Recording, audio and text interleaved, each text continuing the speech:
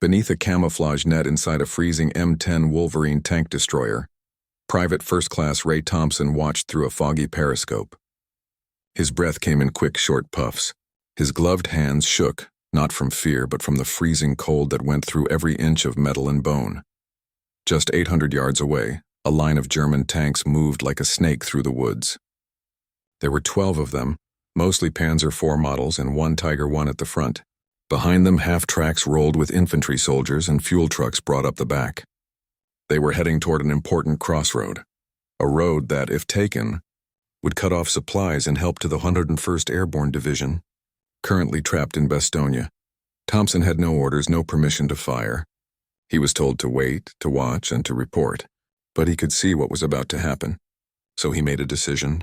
Without a single command, without permission, Ray Thompson pulled the trigger and everything changed. 3 days earlier, inside a drafty farmhouse near the Belgian front, Ray Thompson sat hunched over a cold metal desk as his commanding officer briefed. The crew of the 702nd Tank Destroyer Battalion know. One fires without confirmation from command, the officer said flatly.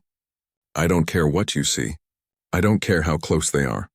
We do not give away our position unless ordered. The room was quiet. The men nodded. But there was tension beneath the surface. Everyone knew the enemy was moving, and fast. Outside, the Battle of the Bulge was just beginning. On December 16th, under cover of fog and snow, the German army had launched its last major attack on the Western Front. It was called Operation Watch on the Rhine. The goal was simple. Split the Allied line in two, capture Antwerp and force a peace deal. They attacked with over 200,000 men, more than 1,000 tanks, and complete surprise. American lines broke. Some units disappeared overnight. Friendly positions changed by the hour, and in the confusion, many commanders feared the worst. Enemy might not be in front, but friendly fire from behind. So the rule was clear. Wait for orders. For Thompson, that meant watching duty. He and his 3-man crew were dug into a ridge near a forest road north of Noville, a crossroads town just outside Bastogne. They had good cover, plenty of range, and an icy view of the valley below, but no permission to shoot. Day and night, Thompson scanned the land. Through his frosted scope, he marked tank tracks, counted pine trees stripped by tank treads, and sketched enemy movements in a notebook his mother had mailed him months ago. He logged everything, range, direction, wind speed. But he didn't fire. Once he had tracked a lone Panzer creeping near a ravine for nearly an hour. No orders came, it passed. The anger inside him burned. But the discipline held. He knew what his job was. He knew the cost of a wrong shot. One wrong shell could mean a dozen dead Americans, or a revealed position that brought down an entire German battery in return. But as the hours dragged on and more enemy traffic moved through the trees, the question changed. Was holding fire really the safer choice? Thompson wasn't reckless. He was exact. He studied German columns like a mathematician studies patterns. He knew how they moved, how they stacked vehicles for support, how they relied on tight groups, and more importantly, he knew where to hit them if and when the time ever came. He just didn't know yet that he would be the one to decide it. Raymond Charles Thompson was not born a soldier. He grew up in the flat, empty land of western Kansas, where winter wind could peel the paint off a barn, and summer heat baked the wheat fields until they cracked open like overcooked bread. His father, Charles, ran a small engine repair shop in town. His mother, Anna, taught 7th grade math at the local school. Ray grew up surrounded by gears, grease, and graph paper. Even as a boy, he saw the world through angles. He could tell you exactly how far a grain silo was by the length of its shadow. When most kids played with slingshots, Ray was building one with a pulley system and counterweights, trying to see how far he could launch a pebble with pure exactness. He didn't join the army because he was itching for a fight. He enlisted in 1942 because he wanted to study engineering, and the army offered him training, pay, and a future. He got the training. The pay wasn't much. The future? That depended on surviving Europe. By the time Thompson arrived in Normandy, he was 22 years old and already looked 5 years older. His first combat experience came in the hedgerows, where the enemy could be 10 feet away and you wouldn't know until they were firing. He watched a friend, Jimmy Delgado, burn alive when a Panzer's shell caught their half-track in a roadside ditch. Another, Frank Murray, was blown up by a mine outside St. Lo. Thompson stopped believing in luck after that, or orders, or safe distances. He started believing in patterns, routines. He studied how tanks moved, where they paused, how long it took for a turret to rotate. He started carrying a small spiral notebook in his jacket. Every German vehicle he encountered, he'd sketch it, note the weak spots, the blind spots. He didn't talk much. Other soldiers called him the quiet clock because when he did speak, it was short, direct, and usually timed down to the second. But when it came to shooting, he was deadly. Not flashy, not fast, just accurate, predictable in the best possible way. In the Army's view, he was a good gunner, disciplined, smart, calm under fire. What they didn't realize, what even his closest crewmates didn't fully see, was that Ray Thompson was also a thinker, a tactician, not just a trigger puller, but a man who could see a battlefield like a chessboard. And in 3 days' time, that quiet Kansas farm boy with the angle-obsessed brain would rewrite the rules of engagement in a single burst of firepower, because sometimes war doesn't reward those who follow instructions. It rewards the ones who understand when to break them. On the morning of December 19, 1944, the fog lay thick and low across the Ardennes. It clung to the branches like smoke. Vision was limited, sound was distorted, but through his periscope, Ray Thompson saw them. First, the shape of a Tiger I tank, the unmistakable beast with its long barrel and snarling square shoulders. Then another, and another. The German column was moving through the forest road like a steel snake. 12 vehicles, maybe more. It was a textbook armored attack column, clean, tight, disciplined. At the front, the Tiger led like a battering ram, capable of punching through nearly anything the Americans had. Behind it came 3 Panzer IV tanks, each fast, efficient, deadly. Then came 2 half-tracks filled with infantry.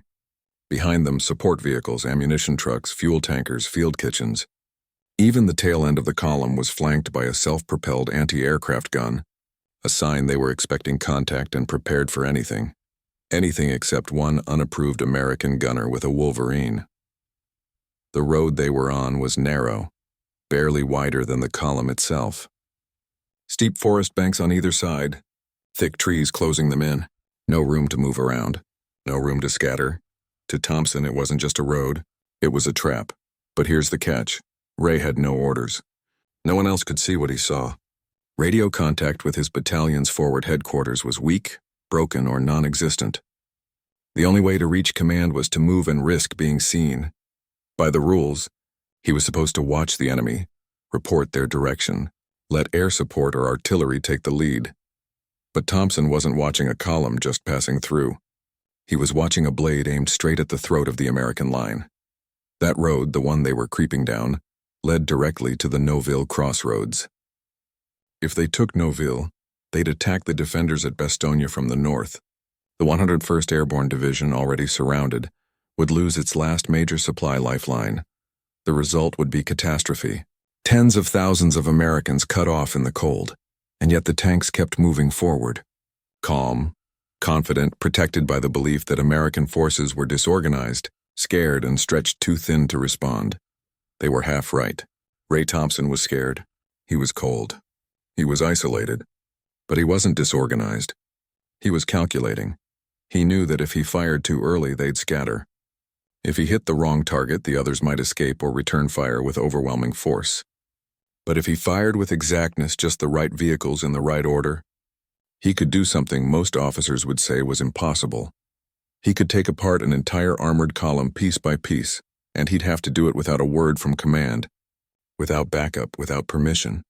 He licked his lips, reached for the elevation dial, took one last look at the formation, and waited for the moment no manual had prepared him for. Ray Thompson had never fired without orders. Not once. Not in training, not in France, not even when his instincts told him to pull the trigger days earlier, as a lone Panzer crossed his scope. But now, staring at a perfectly exposed German armored column, crawling forward like clockwork, he realized something. Waiting was no longer caution. Waiting was suicide. And so with no radio contact, no green light, and no one to back him up, Ray adjusted the angle, held his breath, and fired. But he didn't aim for the lead tank. He aimed for the third. The armor-piercing round left the barrel of the M10 Wolverine with a thunderous roar that broke the quiet and kicked a wave of snow into the air. It struck the 3rd Panzer IV directly in the side. The explosion sent a shockwave through the trees. A plume of fire and black smoke erupted into the fog. Metal screamed, the entire column stopped. But Thompson wasn't done. As his loader rammed in the next shell, Thompson shifted position slightly, 5 yards to the left, enough to throw off any German gunners looking for muzzle flash. Then he fired again. This time at the 6th vehicle, the blast ripped through the half-track carrying infantry. Its fuel tank caught fire instantly. Bodies were thrown into the trees. The fire spread to the dry bushes, lighting the forest floor in patches of orange and black. The Germans were no longer stopped. They were panicking. The Tiger at the front tried to reverse, but the column was packed too tightly. The crew inside the Tiger shouted and pointed wildly, trying to clear a path. But behind them, the rest of the formation was now bottlenecked, blinded, burning, boxed in. Thompson reloaded again. His crew, now fully alert and realizing what was happening, didn't question him. They followed his lead. He fired at the 8th vehicle, a fuel truck. The result was instant and biblical. The explosion rocked the hillside, flames shooting skyward like a volcanic blast. The force knocked 2 nearby infantrymen to the ground. The fireball backlit the tank shapes like ghostly shadows. From a distance, it sounded like a full artillery attack. In reality, it was 1 man, 1 gun, and a gut feeling. But the order of his shots wasn't random. Thompson had spent months studying German doctrine. He knew their reliance on tight groups, knew the logic behind their placement, fuel and support in the rear, armor in front, infantry in the middle. By taking out the 3rd vehicle, he created a physical block. By hitting the 6th, he jammed the middle. The 8th fuel truck crippled their retreat and started chaos. It was a chain reaction firing pattern, a surgical breaking down of German tactical structure. Each shot was a scalpel, not a hammer. The Germans, now confused and cut off, began firing wildly into the trees. Their machine gunners riddled snowbanks and empty trunks. Infantrymen ducked behind flaming wrecks, unsure of where the fire was coming from. To them, it felt like a trap, a planned ambush by an entire battery of American tank destroyers. But there was no ambush. There was no battery. Just Ray Thompson and a crew who had stopped asking questions. As the enemy scrambled, Thompson moved again, using the forest terrain like a sniper. He knew how to use angles, knew how far his gun could reach without revealing too much. Every new position was chosen for cover, for elevation, for maximum confusion. He wasn't just shooting. He was taking apart. And each blast was another page torn from the German field manual. The Ardennes had gone silent just moments before the first shell. Now it screamed, trees cracked and fell under shockwaves. Snow, fire, and shrapnel filled the air like confetti from a hellish celebration. Thompson's 3rd shot had set off a fuel truck. The 4th struck a half-track that had tried to reverse. Its wheels were already spinning in the icy mud when the shell hit, sending the chassis skyward in a twisted arc of steel. The German Tiger at the front was stuck. The crew tried desperately to reverse, but they were trapped between flaming wreckage and vehicles behind that couldn't move without ramming each other. Their tight, disciplined formation, so effective in open land, had become a steel coffin inside the forest road. From Thompson's viewpoint, everything moved in slow motion.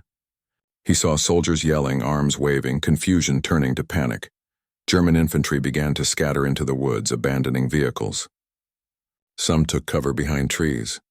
Others ran into the snow, stumbling and slipping on frozen roots. One officer climbed on top of a tank to get a better view and was cut down by a burst of Thompson's coaxial 50 caliber machine gun. The crew inside the M10 was sweating now, not from fear, but from sheer physical work. The loader's hands were blistered. The assistant gunner's voice was hoarse from yelling coordinates. The tank smelled like grease, hot metal, and gunpowder, but Ray Thompson was ice. Focused. Every shot he took came from calculation. Not adrenaline, not rage, just pure practiced mathematics. He was moving after every 2 shells. Not far. 10 yards here, 20 there, but enough to make German gunners doubt their aim. Smoke helped. Fog helped. The terrain helped, but the real advantage? They thought there were more of him. The Germans believed they had stumbled into a multi-unit ambush. Some guessed 4 tanks. Others said 8. There were even reports of American artillery batteries in the hills. Though no such batteries existed in that area, the truth? It was one M10 tank destroyer with a 3-man crew and a gunner who was supposed to be following orders. By the 30-minute mark, the road was clogged with burning steel. At least 5 vehicles were destroyed. Another 3 were unable to move. Survivors from the rear, fuel and support crews, had already turned and run back down the forest trail. The Tiger finally managed to turn its turret, rotating toward the ridge where Thompson had fired last. Thompson didn't flinch. He waited. He knew the Tiger's armor was thickest in front but weakest on the sides, and if you knew the exact moment when it turned, when the hull exposed just a sliver of its side during repositioning, that was your window. The 5th shell left the barrel and struck home. A bright hot flash tore through the Tiger's side. For a second it held. Then the internal ammunition exploded. The entire turret launched upward in a plume of fire, landing several yards away. The blast was so violent it knocked the German anti-aircraft gun in the rear off balance. Its gunners, stunned, dropped their weapons and ran into the trees. Smoke now poured into the forest like low-lying clouds. The wreckage glowed beneath the gray morning light, and the road that had once been a pipeline of armored strength was now a burning bottleneck of destruction. One of Thompson's crewmen looked at him and said, "Are we still going to get court-martialed for this?" Thompson didn't answer. He just loaded another round. The job wasn't finished. Hours later, under interrogation in a makeshift American holding tent, a captured German lieutenant, his face smudged with ash, coat half burned, eyes glassy with shock, struggled to find the words. He spoke in fits, stammered, paused. "There were many guns," he said in broken English. "Maybe 6, maybe more. We were attacked by a full battery." American intelligence officers exchanged glances. There hadn't been a battery. There hadn't even been a full unit. There was just one M10 Wolverine and a gunner who officially had never been given permission to fire. Other German prisoners described it differently. Some said it was an ambush laid by paratroopers with anti-tank weapons. Others claimed the Americans had planted mines and booby traps, evidence of sabotage, not shooting. One man, barely 20, swore he saw muzzle flashes from 3 different angles. But the flash pattern had come from one source, Thompson, who had moved after every shot. In their confusion, the Germans had begun to invent enemies that didn't exist. Fear filled in the blanks. Even seasoned tank commanders reported seeing American armor shapes deeper in the trees. In the chaos of burning wrecks, smoke, and falling apart command chains, they imagined what they couldn't identify. It wasn't cowardice. It was psychology. They simply couldn't believe one man had done that. To them, it was impossible that a single tank destroyer could have struck with such timing, such exactness, and such devastating effect. And in a way, they were right. This hadn't been brute force. This had been surgical breaking down. Thompson's decision to fire at specific targets, 3rd, 6th, and 8th vehicles, followed a logic no German unit had prepared for. German doctrine taught that American forces were slow to respond, overly dependent on orders from above. The assumption was that Americans were efficient only in numbers, not quick thinking, but Thompson had broken that expectation. He had thought like a German commander, then struck like a ghost. One prisoner described it as if the trees had opened fire. Another claimed to have heard whistling, which might have been a delayed memory of the shells, or just the wind in the trees distorted by fear. When American forces moved in to clear the road hours later, what they found stunned even hardened veterans. The wreckage looked like the aftermath of a coordinated airstrike. Vehicles stacked like dominoes, burned-out frames fused together by heat, frozen corpses sprawled across the snow, some still clutching rifles, trees splintered like toothpicks, tracks bent sideways dug deep into the dirt. But above all, what was missing, what made it so strange, was the absence of American dead. There were none. Because there had only ever been one gunner. From that day forward, survivors from that German column would refer to the incident by a single phrase, Die Geister Battery. The Ghost Battery. For 48 hours, Ray Thompson expected to be arrested. After the shooting stopped, after the smoke cleared and the Germans either fled or burned, he sat inside the M10, motionless. His loader offered him a sip from a canteen. He didn't respond. The adrenaline had drained. Now came the dread. They had disobeyed direct orders. They had fired without permission. And regardless of how many tanks were burning, the military had rules. Back at the battalion headquarters, Thompson filed his report. His commanding officer, a captain from Pittsburgh named Langston, read it without saying a word. He flipped through the pages, Thompson's sketches, range estimates, the diagram of the firing sequence. His face was a mixture of anger and disbelief. "You know," Langston finally said, "if this had gone wrong, if even one of those was friendly fire—" Thompson nodded. He didn't make excuses. "I knew what I saw," he said simply. Langston stared at him, then exhaled. "No one authorized this, Thompson. You understand that?" "I do." Langston didn't reprimand him. Not yet. Instead, he said, "Go get some rest. I've got to send this upstairs." Upstairs meant division command, which meant scrutiny, which often meant punishment, especially for enlisted men who acted outside the rules. Thompson returned to his crew. They were quiet, too.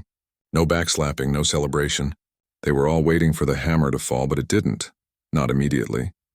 Because something else happened first. The scouts from the 101st Airborne arrived. They came through Nouville 2 days later.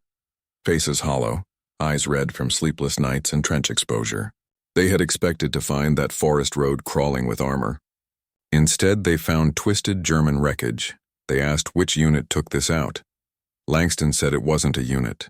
It was one gunner. Word spread faster than orders. At mess tents and supply lines across battalion radios, people began talking about the guy from Kansas who took out a Panzer column by himself. Some exaggerated the story. Said it was 10 tanks. Said he did it with 5 shells. Said he used bouncing shots like a trick pool player.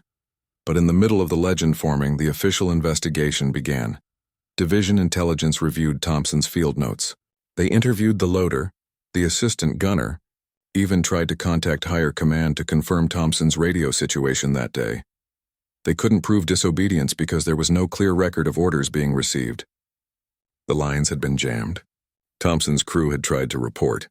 Nothing came back. What they could confirm, however, was the kill count. 7 vehicles completely destroyed. 4 more disabled. 0 American casualties. 1 strategic objective, Nouville's North Road, held. 1 airborne unit cut off and under siege reconnected to supply lines, and 1 decision made in silence without clearance had kept that corridor open. Langston was called in to relay final decision. He expected a reprimand. What came instead was something more unusual. The division commander said, "Don't put this in the official briefing. Not yet, but tell your gunner we'll be watching his work." Thompson didn't receive a medal, not then. But he wasn't court-martialed. In fact, he was quietly assigned to train other gunners on firing pattern theory, how to disable convoys through sequence rather than brute force. No one said the word hero. No one saluted, but he was asked to diagram his decision-making, and his diagrams were sent to Fort Sill, Oklahoma, to the U.S. Army Artillery School. That's when it hit him. They hadn't just forgiven what he did. They were studying it. Langston approached him one evening, weeks later, while Thompson was cleaning the breech of a recoilless rifle. "You know," Langston said, "I was ready to report you for insubordination." Thompson looked up. Langston shrugged. "But then I read that line in your notebook. The one about controlled collapse. What did you mean by that?" Thompson wiped his hands. "When you pull 1 stone from a wall," he said, "the rest falls if you know where to pull." Langston smiled. "Well, next time you decide to knock down a wall, just give me a little warning." Thompson didn't smile back. He just nodded because to him it wasn't a victory. It was a solution, a calculation, a necessity. And deep down he knew it could have gone the other way. He'd made peace with that. But war doesn't always punish disobedience. Sometimes it learns from it. Ray Thompson never asked to be remembered. He didn't keep journals. He didn't pose for photographs. After the war, he went home to Kansas, married a girl named Helen from the next town over, and started a small repair shop near Dodge City. He fixed tractors, built grain silos, taught his son geometry by marking angles in the dirt with a stick. He never once called himself a hero, but others did, because years after the Battle of the Bulge, the Army quietly began teaching something they called asymmetrical engagement sequencing, a fancy term for a deceptively simple idea. Don't aim for the front. Aim for the collapse, the case study they used. A single engagement outside Nouville, Belgium. They showed grainy overhead maps of a forest road. Wreckage patterns, vehicle placements, firing paths. No names were given. The file was unclassified but buried in artillery doctrine manuals that most officers never read. Still, the students at Fort Sill and later Fort Benning studied it. Because it worked. Because it saved lives. Because it changed the understanding of what one gunner could do, not through firepower but through geometry, through logic, through a willingness to act when orders fall silent. Years later, a colonel who had studied Thompson's engagement as a young lieutenant would summarize it like this. He didn't break orders. He operated beyond them. It was the ultimate paradox. A man who disobeyed the chain of command became the model for flexible battlefield thinking. His unofficial firing pattern technique was later integrated into Cold War doctrine, especially in training tank destroyer crews to disable Soviet armored columns in Eastern Europe. The concept? Create artificial choke points through selective targeting, then exploit the enemy's own formation discipline against them.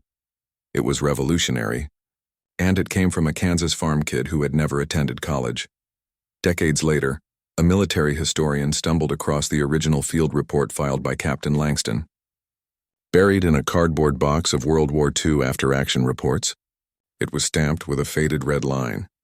The historian tracked down Thompson, now in his 80s, quiet and slightly deaf, living in a modest home with his wife and a cat named Murphy. He asked Ray about that day in the Ardennes. Ray took a long time to answer, then said, "I remember the trees. I remember how still it was before the first shot, like the world was holding its breath." He didn't speak of victory or glory or regret. Just precision. Just necessity. When asked why he didn't wait for orders, he replied, "Because by the time the radio worked, it would have been too late." He paused, then added, "I didn't break the rules. I just stepped past them for a minute, long enough to do what had to be done." That answer never made it into the official history books, but it stuck with the historian. And now maybe with you. Ray Thompson didn't win the war, but he saved a road. He saved a column of paratroopers. He saved a moment, and in war sometimes that's everything. He reminded the Army that courage isn't always loud. Sometimes it whispers, sometimes it calculates, and sometimes it pulls the trigger. Not out of defiance, but out of deeper duty. One gunner, one decision, one pattern, and an entire German column brought to its knees.